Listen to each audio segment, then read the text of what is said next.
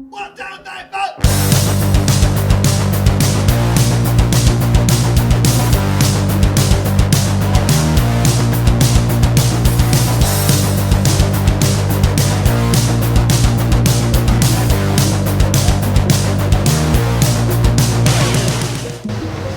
Hey, welcome back everybody. Finally, our final stage of doing my bayonet Colonial guys and my ragtag brigade combined with them. We're gonna get them based today. I'm gonna show you how I arrange them on the base, and then I'm gonna show you how I use this product from Vallejo to begin the sealing of the base, and also we'll put a little flocking on and make it look very realistic. With this as the earth base and some flocking for a little bit of grass, and put a few stones here and there to make it look as realistic as possible. Some tall grass, maybe some little flowers, and you can really see how I work this process. From there, we're going to keep moving forward with this Colonial Army build, and we will next start working on the leader figs, which will be mounted troops. All right, so let's get started. Here on the table, we have our bayonet Colonials and my ragtag brigade. We're gonna fill this out. I figured each base was gonna have roughly 22 miniatures on the base. Now, what do I use for my base? Well, I do custom bases. Now, this is very similar to a Luan. You can find it at any Home Depot. That's where I get mine. And it's got a smooth back and a rough top. And I just use my jigsaw. And what I like to do is I've made a template here for all the different types of bases that I use for all my basing. And this is the 40 millimeter by 200 millimeters, so we're doing that multi-basing, right? So I can do 28 millimeters, I can do a 10-man team. You can see here, and on my 15 millimeter scale, I'm doing roughly 20 figs per base, right? So that way we can rank them up, we can move them around easily, and we just use a counter placed towards the back of the base to mark casualties. I think we're going to go ahead on this basing and use my standard bearers, which I have here. Put them off to the side here, and I've got our drummer boy who'll keep the 3 regiments moving forward, and we have our leader, and I've got 3 pre-cut bases. I went ahead and did this in a base coat of black. I was doing that at some point. Now for my Colonials, what I've been doing is I'm actually trimming them in blue for Colonial, red for British. So it's kind of makes it more appealing to the eye when you're playing out on the large table. And as you start getting into the thick of battle, there's no confusion over who's who, because with the artillery and sometimes some of the cavalry units, they can kind of look the same a little bit. Obviously there's red and blue tunics or coats involved, but that way there's no mistaking it. So first things first, I use a small amount of white glue on the bases when I put these on, let it dry, and then when I come back to pull them off, I'll use this tool, which is a type of sculpting tool, and I also use just your clippers you use for clipping sprues. I'll just get this at the base of the model, and most of the time just a little pressure and it'll pop right off of the popsicle stick, so to speak. The other tool we use, and I use a lot when I'm doing my basing with my earth texture, and all you have to do is get on Amazon, and they sell these stainless steel sculpting kits. They're like 20 bucks. Stainless steel lasts a lifetime, and there's various sizes and shapes. I typically like to use this most of the time. It's kind of a little tapered to a point so I can get in it between the figs when I'm applying my texture, okay? This also will help cover up the bases so you don't see any base trace, so to speak. And we'll be putting those to use today. So I've already got some prepped here. I'm basically going to single out a base, and what I will do once I get them all arranged, and we'll use our Bob Smith, is I'm going to go in, and you can see here top down. I want to arrange these same with if there's a firing line and we got dudes that have their muskets drawn up the fire. I want these bayonets, you see how this is going over to the edge? You don't want that.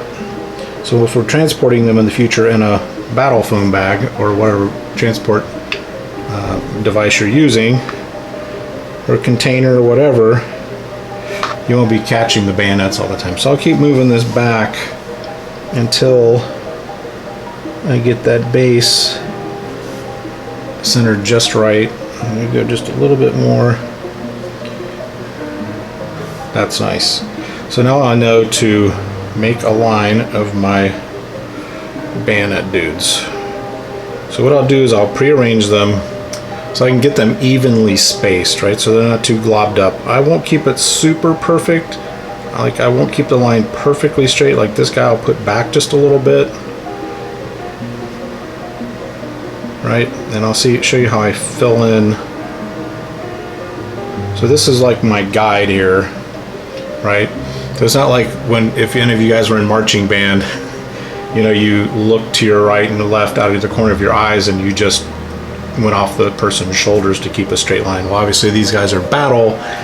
They're not going to be doing that. So we're going to make a line straight down. And this is roughly 11 bayonet men. I keep wanting to call them spearmen. Right. So here we have them roughly arranged. Now I know I need to work in my flag dude, so what I'm going to do is I'm going to put him here. Actually, hold on one second. I don't think I have this set up as a flag. Let's see. Okay, it's coming back to me. You see here I have my Brits, and this was a firing line, obviously. So you look straight down, you can see I don't have any bayonets overlapping, but I kind of zigzagged the firing line. So we need to do the American flag on the left facing the formation and the regiment flag on the right. Right? Now what I'm going to do is I'm going to replace this guy with the drummer boy. And what I'll end up doing is some of these leftovers that I pull off, we will simply just work them in, and I've got some other ideas here too, because I'm trying to make this look kind of like a little mini diorama. I kind of want to make this look like, you know, we're as realistic as possible. So what I'll do is I'll crunch these guys in, and see, I'm looking at this leader, and I'm thinking, no, you know, his sword's going to be in the way, so I actually want to put him on the other end of the line, as if he is directing them. He's like, come on forward, right? So I'm kind of posing him, like I said, making kind of like a little small diorama. And then I'm going to kind of squeak this guy in here.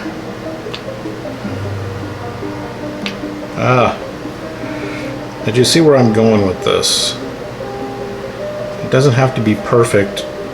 Sometimes move your base around a little bit. And then what I'll do is I'll go right down the line, picking up each miniature as I go and basing them with my thing. So you can kind of see it's kind of like not a real straight line. You can figure the rear line is going to be kind of ragtag troops they've kind of thrown in. You said, hey, you'll be the backups. These are kind of like younger guys, maybe early 20s, late teens. They're maybe first battle or two. The line isn't super straight, so I'm going to stick this guy back in there. Right now I'm going to do a preliminary count, because remember I did the math on the total number of figures with 3 bases, and I'm right around 23 figs per base. So we don't want to go over that and then have one regiment that's thin, right? So 2, 4, 6, 8, 10, 12, 14, 15. So I got 15, 16, and I got different types of dudes here. See, I got some that are still in decent uniforms, and these other guys kind of have blankets over them. So there's 16, there's 17, 18,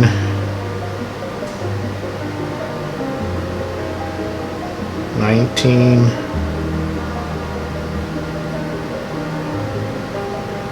20, 21, 22, 22.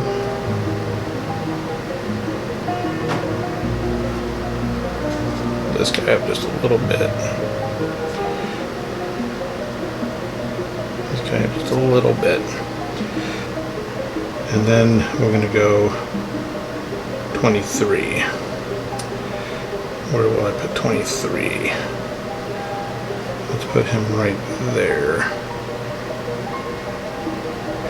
So you can see here it's a nice mass of dudes. It still gives you that effect of a solid line, yet we said drop bayonets, and we got these guys here. He'll probably stop and order them to shoot, and these guys will charge in. Because one thing I've learned about American War of Independence is most of the time bayonet was what was used. They would do volley fire, literally almost point blank range, because obviously they didn't have good accuracy with these weapons. That's why they did mass volley fire. After that, it was in with the bayonet, right? And it would get brutal. So we are keeping things historically accurate. So I had 3 left over from this stand, and when I pull this next rank off, we will have 2, 4, 6, 8, 10, 12, 14, 16, 18, 20, 22, 23. So these 3 are going to be kind of scrap out here, and I think I ended up having these last 2 are just 10. So it'll end up working in these 3 in the last stands, more than likely is what we'll end up doing. So let's count those out. Let's see, 2, 4, 6, 8, 10, 12, 14, 16, 18, 20, 21. It'll be 24. So what I'll have to do is put 1 extra guy in here, 1 extra guy in there, in that group, and I'm just going to cram 1 extra guy into this marching line. So let's put him down on the end, right behind the leader. Cool. Now, I'm just now going to go down one by one. I'm going to glue everybody down, let them dry, and then I'll bring you back and we'll start applying our earth texture. Okay, everything's good and dry now. You can see here, it's nice and firm. Now, I did dig out in my army cabinet over here.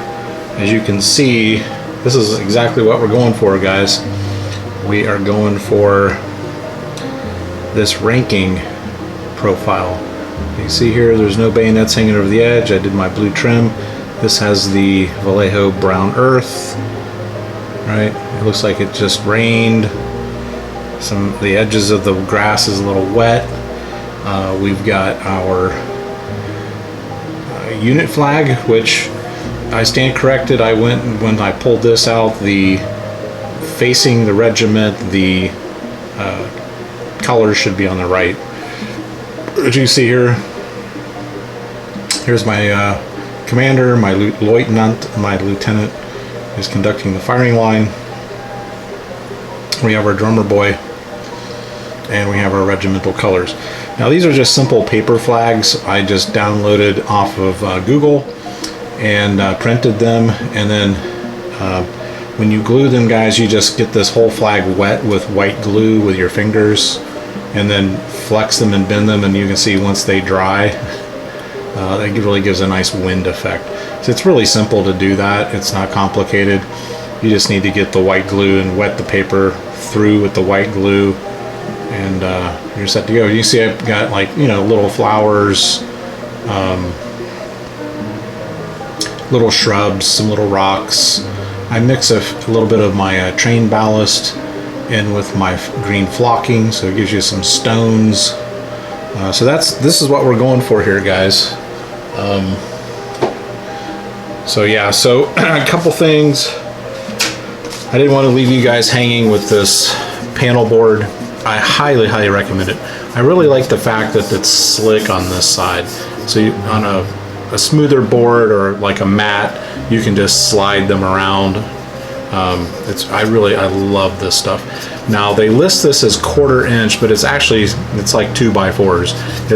It's actually thinner than, it's between 1/8 of an inch and 1/4 of an inch. But you'll find it's listed as 1/4 inch hardboard panel, right? This is used in a lot of art projects people use them for, and it's also used commonly on the backs of furniture, like entertainment centers, drawers of these materials, very strong. It's used for the bottoms of drawers. Carpenters use them for that. For furniture, you know, like I said, the backs of furniture, things like that. And I'm getting them in 2x4 sheets, and you can get them, obviously, like I said, Home Depot, and also Blick, B-L-I-C-K, Blick Art Supply online sells them in 2x4 sheets and even larger sheets, and they can ship them to you. So I really like it. The only thing, and this is why I've switched to this as part of my basing regimen, is I have found with these longer stretches, they're kind of thin, 40 millimeter to 200 millimeter, like with my Brits. I did this with my Brits. You notice these Brits are straight up flocking. I did not use, but if you look, it's hard to see, but there's a slight little bit of flex, very slight. Because what I was doing with these guys is I was using my wood glue, which I like, it's a little thicker than white glue, and using my sculpting tool, I'm getting that wood glue all up and around the bases and get it where I want it. And then I have a couple larger tubs of different types of flocking material, and I would dip them down into that and set them aside to dry. Well, with this longer strip, which I wanted to really, working with Rob Rhodes and some experimenting, we wanted these big long blocks of troops, and if you used a little the wood glue is not as bad as the white glue. We'll say that. If you used white glue, you might get just a tiny bit of warpage, just like with MDF. So I noticed Rob was using this a lot in his basing, and I really liked it. I like the fact how you could not just have solid grass, because very rarely on a battlefield are you going to just have solid grass, okay? You're not on a golf course, right? It's nice to have that little dark brown earth, a little bit of grass effect. And the other side point is that when you use this material as your base, before you put any flocking, stones, grass on top of this layer, this helps seal the wood, right? And you don't get any of that. Now, as a side note, that's part of why I started using this, going in with with black. I'm using like a black primer. And I didn't get any warpage. It's nice and flat, nice and straight, even with this long piece. So my thought here was I didn't do the bottom. Obviously, I want that nice and smooth. And my top that's rough, I'm using for my basing, The idea I had was I can seal this, and that still works. So if you don't want to go this step and just stick with flocking, you want to take some paint. Obviously I use my paint booth. I'm using just my standard black primer, and I'm hitting this top and getting the sides. So I basically just set it down and top coat it, and that helps seal it so you won't get any warpage with any types of glues, watery glue. So just, you know, let you know the kind of the process, the experimentation I've done over the last year or so, going to this ranking system with historicals. So this is straight grass. You can see I just love how my Brits turned out. They're just super nice. And then I sign them on the bottom, so I don't really want to do a whole lot of nonsense at the bottom. I think if I ever magnetize in the future, I will get me some small rare earth magnets. I have some rare earth magnets, probably go a little smaller, and what I'll do is I will use my drill and just very slightly on the corners, drill in the corners and put the magnets in to use with my Magna-Rack system I want to get if I want to transport these, which I'm sure at some point I will transport these. So kind of letting you guys know kind of my process, how I'm kind of where I'm going with all of this and where I'm at currently.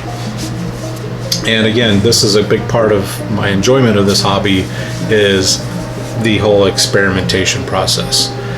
And upcoming video I have here, it's gonna be called Trees with my N-scale train layout.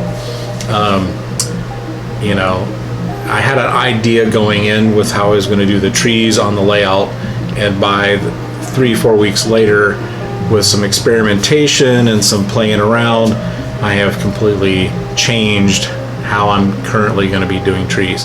That's upcoming, so don't miss it.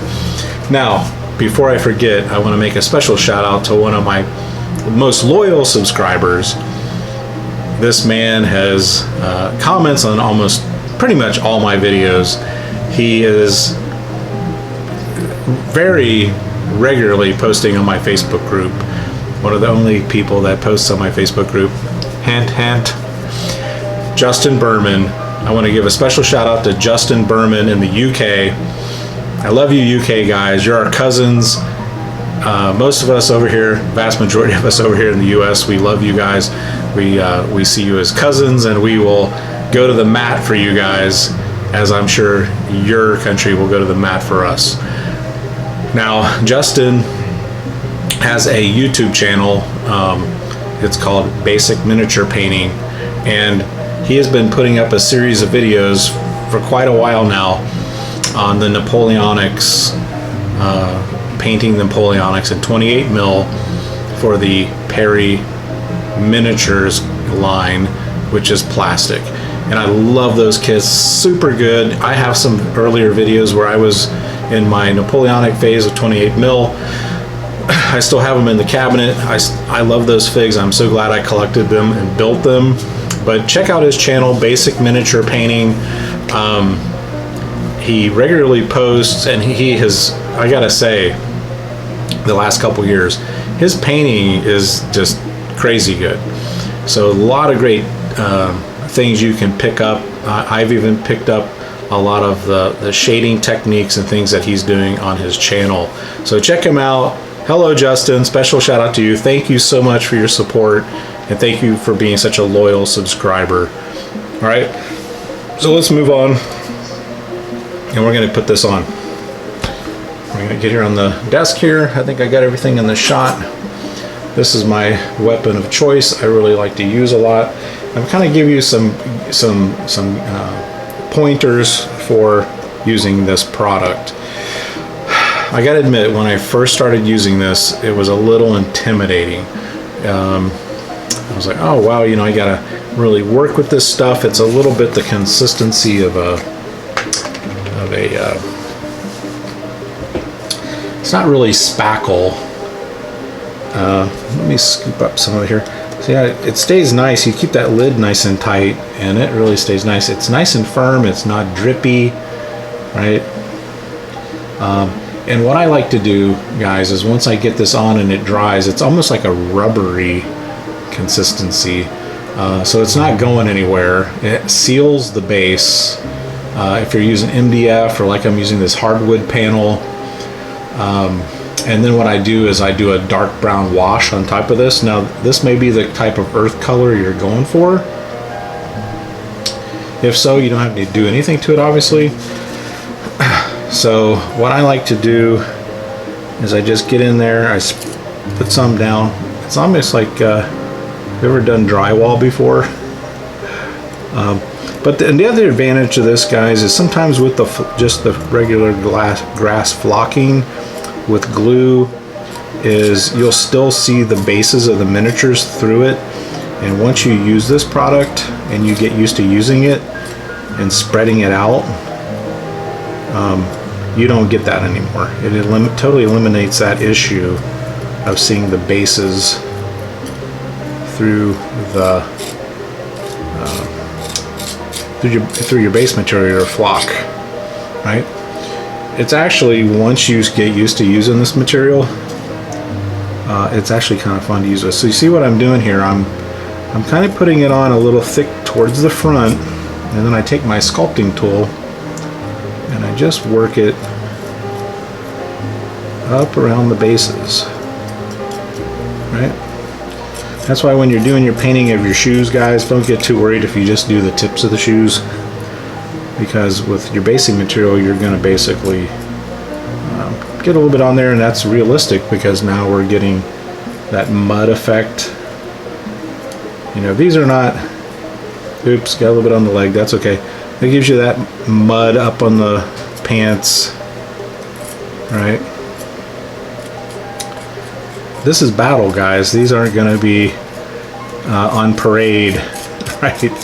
So the effect you're going to get is very realistic. So what I'm doing is I put it towards the front and then I work it in between the troops. You can use this on freestand minis, 28 mil. If you're doing a skirmish game, you can use this product and this technique on your dioramas, which I love doing model dioramas. This works great for that. You know, your black powder standard game miniature basing. That's why I like this tool. You see, it's got the perfect kind of a wedge, but a flat point. So it's like perfect for working into the gaps between the bases. And don't be freaked out if you get, like I said, you get a little bit on their legs. It's the whole fog of war, rolling around on the dirt kind of effect. And just like handling spackle, if you've ever done drywall, you just draw it right down the edge. And you see how clean of an effect that gets. It doesn't take too long to dry. I give it overnight before I start putting my washes on and start putting my flocking and my rocks and whatnot. I really like to do the grass, little stands of grass. I really like to use here and there some wildflowers. I bought several different types of wildflowers that I can glue on. I think it gives a really good sense of realism. These guys fought in a lot of cow pastures, farm fields, you know, so you really want to mimic that in your basing. So you see I'm doing the whole half.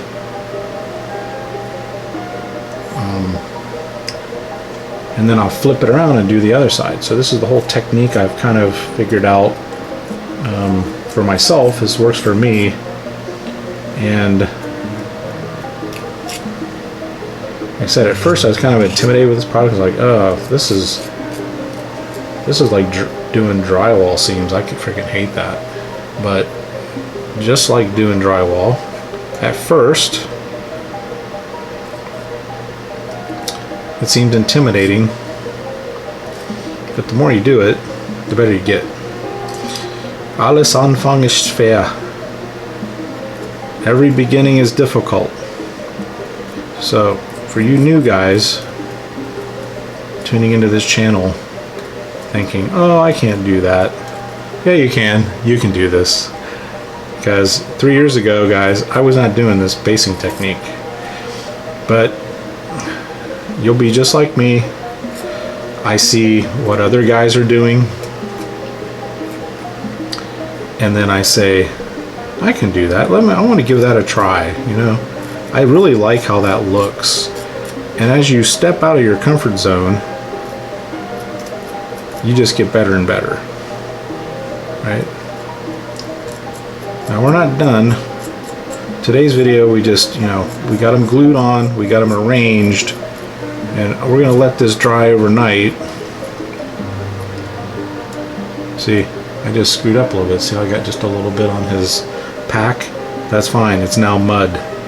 He now has mud on his pack, right? I'm just not gonna freak out about that.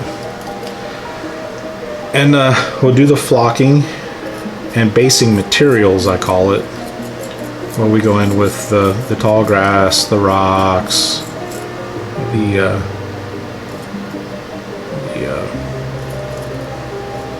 the flowers. You gotta have a few little, you know, wildflowers floating around. And I gotta say, this stuff goes a long way. I've done all of my British Army, and I'm about halfway done with my Colonials. This stuff was, I think, 12 bucks on Amazon, maybe 10 bucks, and I still have, I don't know, a little less than half, right? And if you're just doing skirmish basing and you haven't discovered this product, now there's another product that Rob uses for his roads on his flexible his cloth mats, and I honestly don't remember it, but it's very similar to this. He does his roads and his like streams and stuff with it.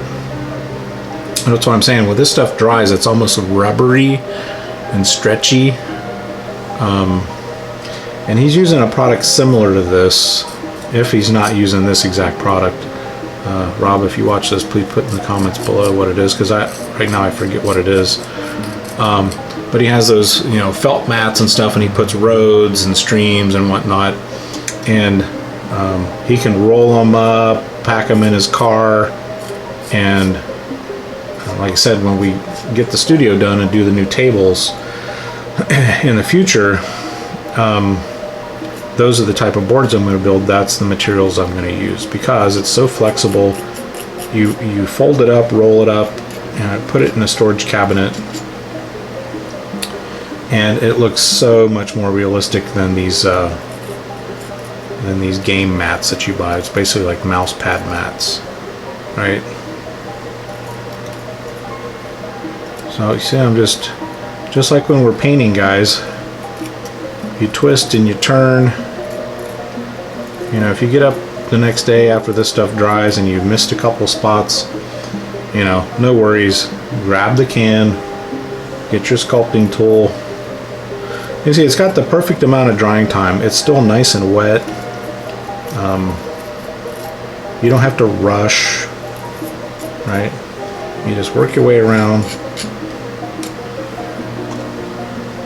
Oh, there's a nice sized blob. Got a little bit on his hand. I'll scrape some of that off.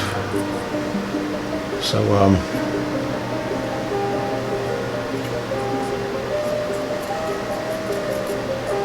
get that in there.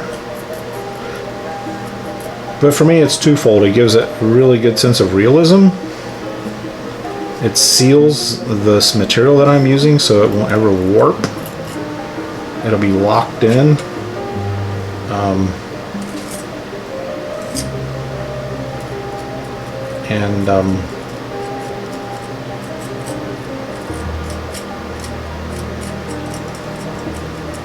It looks like that swirly, you know, swirly mud base like you'd see in any farm field. Actually, guys, I think I'm good. So I'm going to scrape it off on the edge. I'll just scrape it off on the edge here. You can get most of it off by scraping off, and if you put the lid on good and tight, All this stuff on the edge is just ready to go. You're not going to lose anything. It's not going to dry up. They've got a nice seal on here. Just just make sure it's good and snug, not retard tight. Oop, I don't want to put down those less fortunate than us, but don't put it on too tight. You know what I'm saying? I'm going with my my cloth. Clean it off. If it's steamed like it's still not clean enough, I go into my water, get it wet, and you see, ready to go. But it's like a rubbery, a gritty, rubbery kind of texture that you get off that product. So yeah, have fun with it, guys. I hope this is something that'll give you food for thought with how you're basing. If you're doing historicals, I really encourage you to give multi-basing a try. And look, multi-basing is up to you. I've kind of came up with my own form factor, as it were, how I like to do my units, and this seems to be perfect for, it's going to play out in, like, if I do do some armies in Napoleonics, American War of Independence, Civil War, American Civil War. This form factor for this unit type, this unit size, is literally perfect. I think it is totally nailed. Now I want to show you real quick. Let me go over here. What I do. Now, any of you that follow my channel know I've started scratch building buildings and things, I've started collecting a bunch of poster card and things that I'm using as materials for building buildings and structures and things like that. I've already shown you this form, and what I'll do is on this hardwood panel, I will sit down with a fine tip marker or pencil, and I'll use this as drawing out and tracing out what I want on the panel, and then I just take my jigsaw and cut it out. But I've got something here that I do for 60 by 60, which I'll use for like artillery pieces. If you're doing the standard Perry / Black Powder Wargames rules bases, you can use this if you need it. And also I'm using little small regiments for like skirmishers, so I could do these for like it's a 40 millimeter by 100 millimeters, so it's literally half of one of these. So you can break a larger column up into two smaller columns. This is really good, I have found, for doing my skirmishers. Here's my skirmishers, my mountain men, and my British skirmishers, the Queen's Rangers. I did 10 dudes on one of these, so it'd be like a lot smaller units, more nimble units. So yeah, and I've used these a lot for my artillery. So, and 15 millimeter for my artillery units. This makes a nice little diorama, right? So that's kind of where I'm at. And as I go along, I'll collect more of those forms. And like I said in previous videos, I'd really like to find some kind of like a mini table saw, or even just get myself a smaller table saw with a really fine wheel, and really start going in, and I could just mass produce these and get boxes and put 100, 200 bases, do that maybe once or twice a year, you know what I'm saying, and I can just crank out big piles of bases that I can pick from as I build units and do things through the season. All right, guys, we're going to wrap this video up. Next video, we're going to be working on finishing this unit off. I'm going to do my dark brown wash, I'm going to do my flocking material, and then I'm going to do my grasses, my little shrubs, my little rocks, my little wildflowers, to really kind of finish it off. Then the absolute final stage, we'll move over here to the paint booth, and I will do my famous top coat procedure. So stay tuned. Thanks for watching. Hit like, hit subscribe, and whatever you do, don't stop hobbying. Ciao.